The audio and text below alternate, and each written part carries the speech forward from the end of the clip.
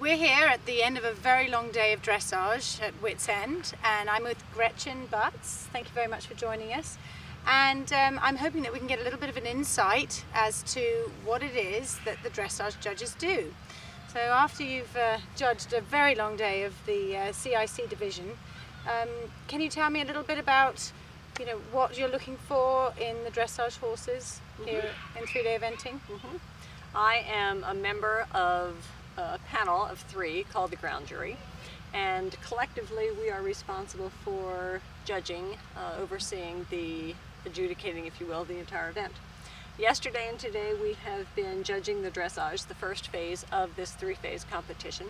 And in the dressage, the riders are required rather to perform a series of memorized movements that they learn in advance, according to a prescribed pattern that we then assess movement by movement, give them a score that is the first penalty score, if you will, that they then carry into the competition, with the winner being the person with the lowest number of penalty points accumulated at the end of the 3 phases. Well, that's very interesting. And how did you get involved in dressage judging? Did you ride yourself? Or? I did ride myself. I'm currently still riding myself, still compete, also organize. I volunteered. I've really worn almost every hat there is to wear in this sport. And as far as officiating goes, became a technical delegate first, a national technical delegate in the mid-'80s, and then became a judge after that in the late '90s, nationally and internationally. I'm both a technical delegate, a TD, and a judge.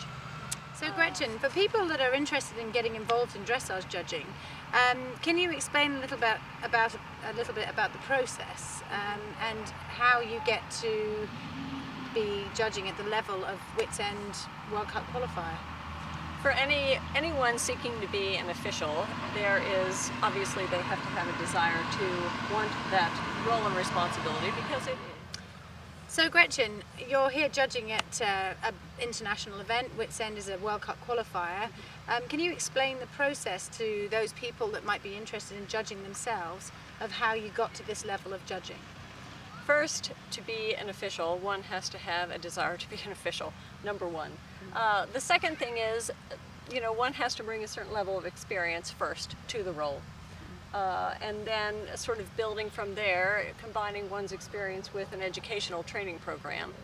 And again, this is something that you just start at the grassroots, and then usually from the national level, your national federation. Then when you reach a certain level of expertise and experience, the national federation, your national federation, recommends you to the international federation. And then you pretty much go through the same kind of process then. But just it's experience and educationally based. Okay, plus so you've just got to want to do it. Yeah. So do you get assessed? Do you have to take exams?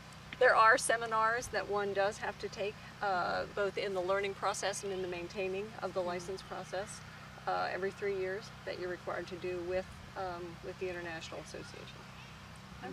But also it's just, you've got to do it like any job to develop a skill and expertise. The more you do it, the better you become, hopefully.